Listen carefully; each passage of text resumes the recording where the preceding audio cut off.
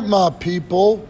It's your old pal Randy Ritchie here with Danny Dixon, PPW official, ready to lay upon you the PPW 460 taping, and it was a big-ass night. As those kids say, it was lit. It's as used kids. There you go. As used kids say, it was lit. And we started off the night with... Fuck us up, fam. We started off the night with singles competition.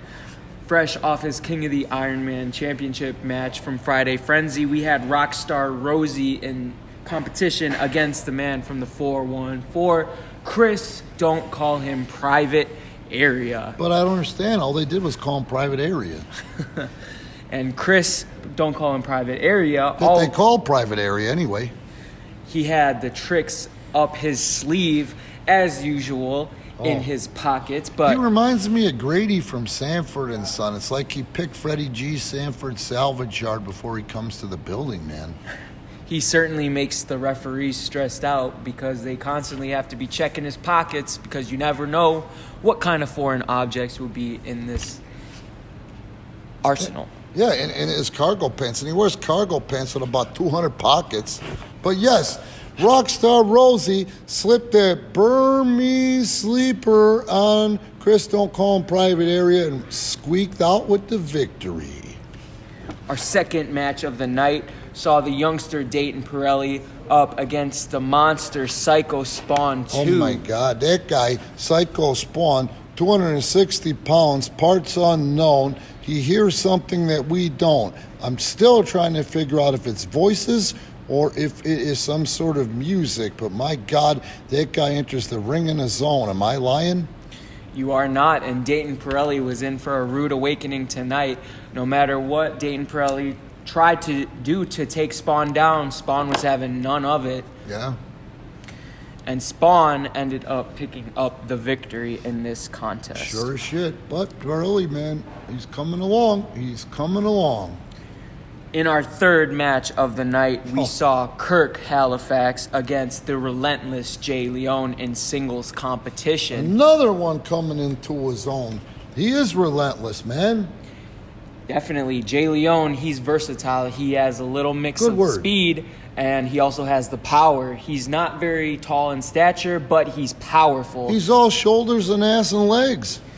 Absolutely. And Kirk Halifax learned... Good-sized guy. Yeah. Reminds me a lot of Iron Mike Sharp, only the paler version.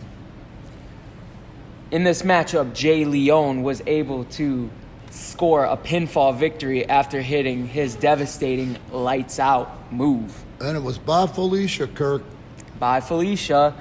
In the fourth matchup of the night, we saw 0-6 teaming with Zero Gold.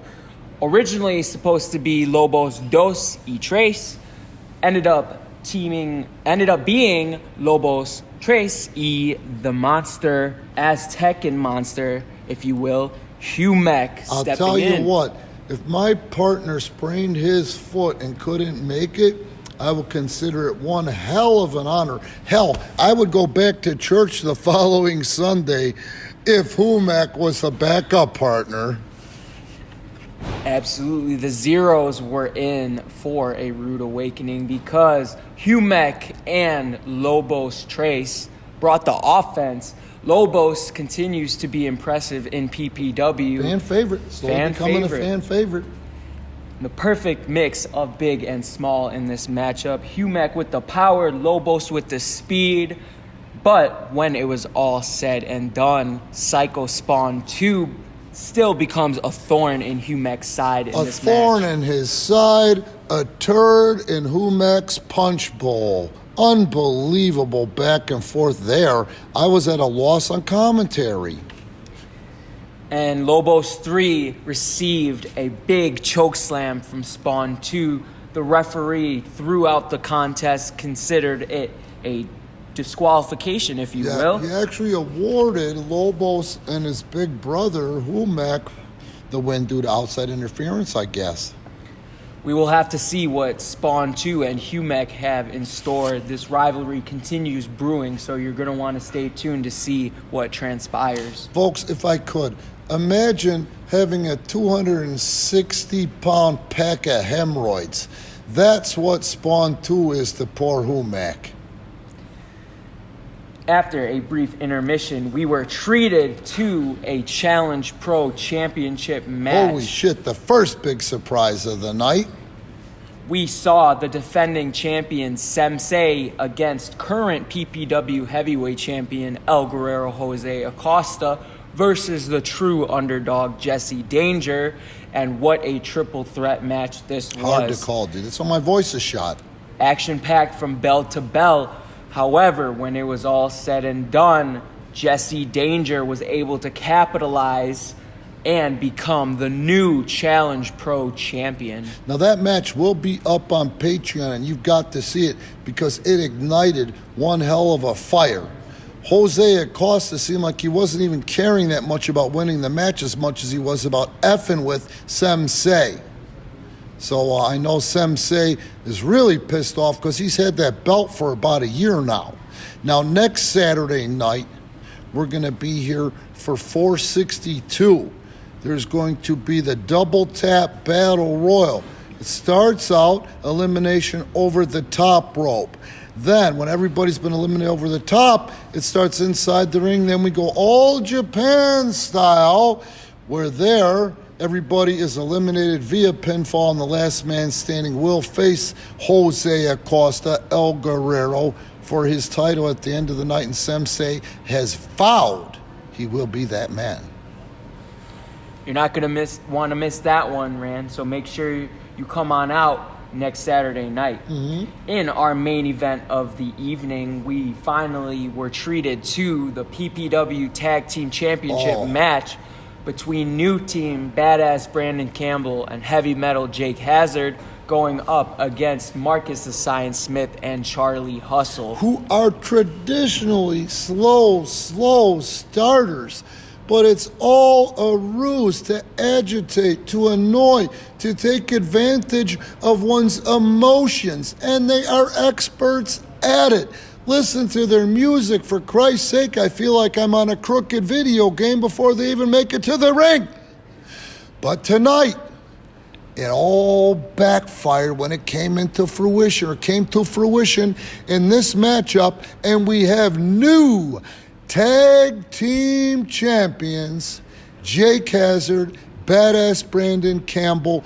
The rematch is already penned in for next Saturday night, as the former champs have got to act quickly and invoke their automatic rematch clause within 2 weeks. So, your current champs are going against your former champs 1 week later. With all that bad blood and after having an absolute 20-minute plus war.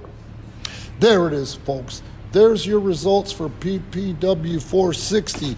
Remember, Friday night, if you're in Chicagoland or Southeast Wisconsin, come be a part of the PPW 461 streaming live on Twitch. If you can't be there, subscribe to our Twitch. You can watch that son bitch with just a 15-second delay, which for an old guy like me is stimulating. You kids are used to it.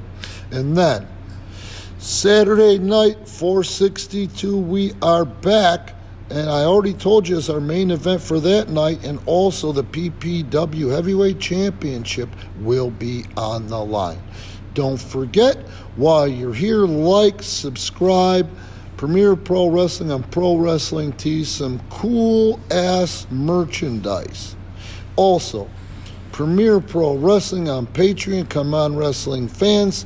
Let's get with Patreon like every other form of entertainment, because Patreon is growing like a son bitch. We're talking about 600% growth in the last couple of years for Patreon, where you can stream unbelievable original content from Premier Pro Wrestling.